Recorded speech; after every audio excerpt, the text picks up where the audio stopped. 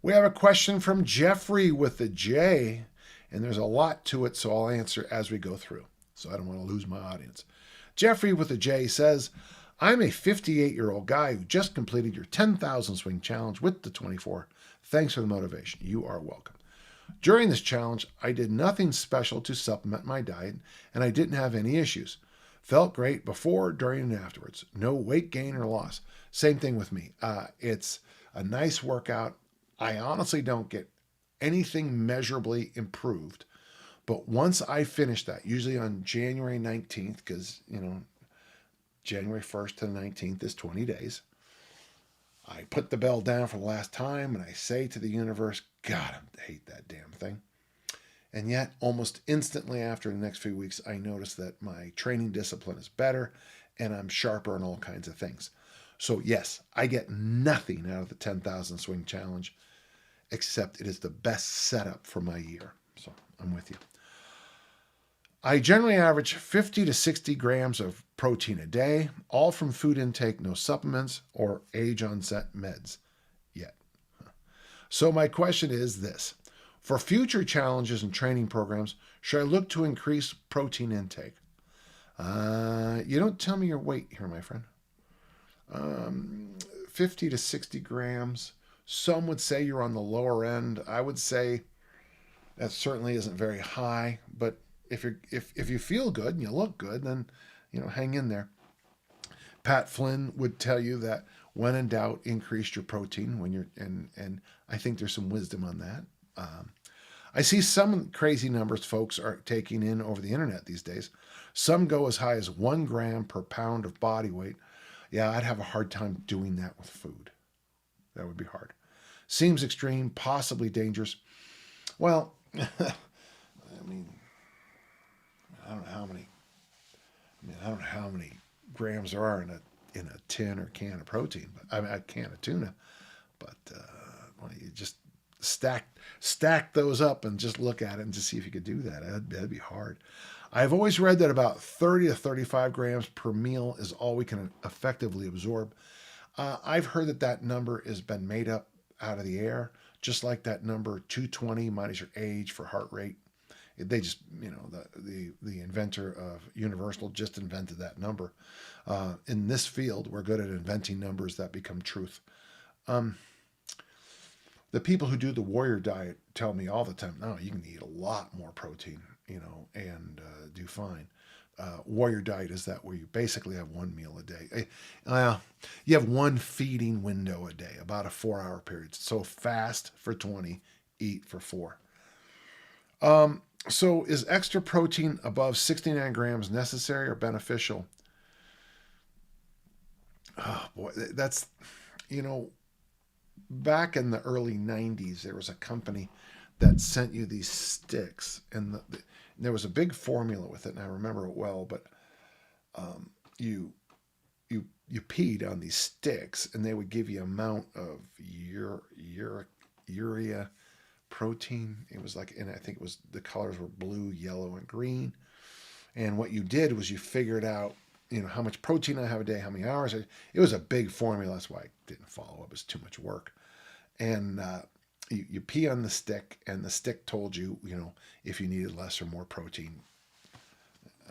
Obviously, since they're not around anymore, and one of the things we did, just been working on it, just doing the math, just filling out the paperwork, is you got a sense of a lot of people who think they were getting very little protein in a day turned out when you truly added up, we're getting a lot. And some people who thought they were just shoveling protein down every meal, they were shoveling a lot of carbohydrates down every meal and not really getting very much protein. So that was kind of a cool thing.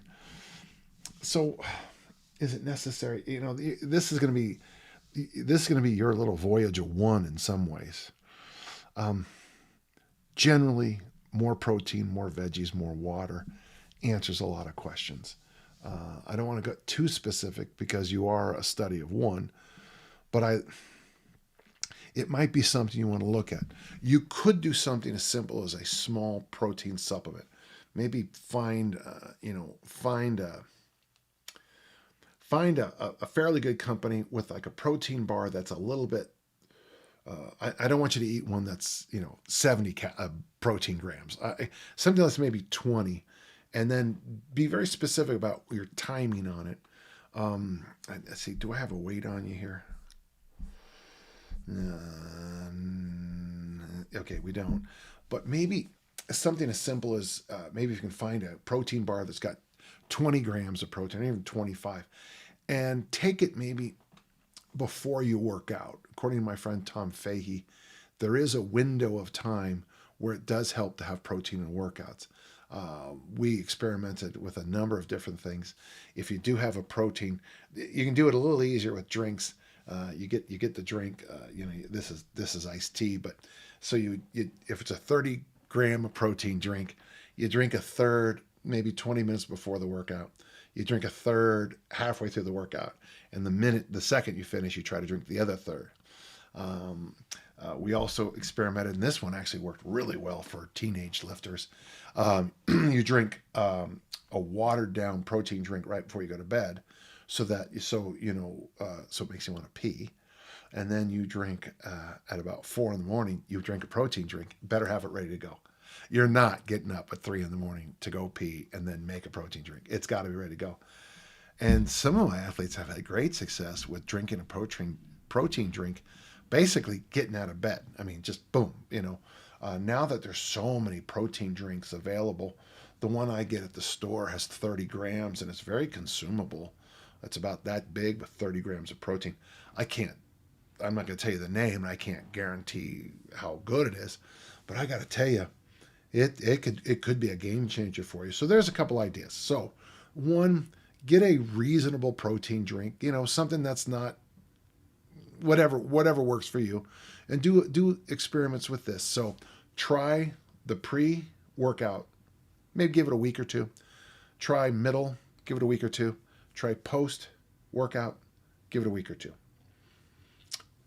Then slide to maybe protein when you first get up, protein before you go to bed. I'm not going to tell you to do the protein middle. Very few people can make that work. And then at the end of that, say 7, 8, 9 week experiment, kind of just go back and say, I felt, and then find the one that worked the best. And usually what I recommend to people is interesting. Find the one that you didn't think worked at all, the one that you felt, it didn't work. And keep the one that worked the best, and they'll just be your regular. And try the one that worked the worst with the one that worked the best, and see how that combination goes. I know that sounds crazy, but oddly sometimes, so if you have 6 protein interventions, pre, middle, post, pre-workout, pre-sleep, middle of the night, middle of the workout, waking up in the morning, finishing the workout. So that gives you 6 different options. One generally works great for you, and that one might not work for me or that person. But the one that might have worked worse during this little experiment might have just been timing, or it needed more of a boost. And what you try to do is, okay, and then you can kind of see where we're going. So keep the one that you like best. And by the way, that may change over time, so prepare yourself for that. If you do the one that didn't work at all, and you still can't stand doing it, like middle of the night wake up one, toss it out, try another one, try the one that you maybe work 5th best, 4th best, and then try to find that there might be a combination that works really good for you at a very small amount of protein. Like maybe, honestly, it could be as simple as a third of that little protein drink before a workout and a third after might be the best thing you ever did in your life. Whereas this company that sells protein supplements is telling you to take 20 times that much. We are unique enough that the protein timing experiments, I can't always give you a full answer either way. Boy, I maybe went too far on that question, but I liked it. I appreciate it, and thank you, Jeffrey.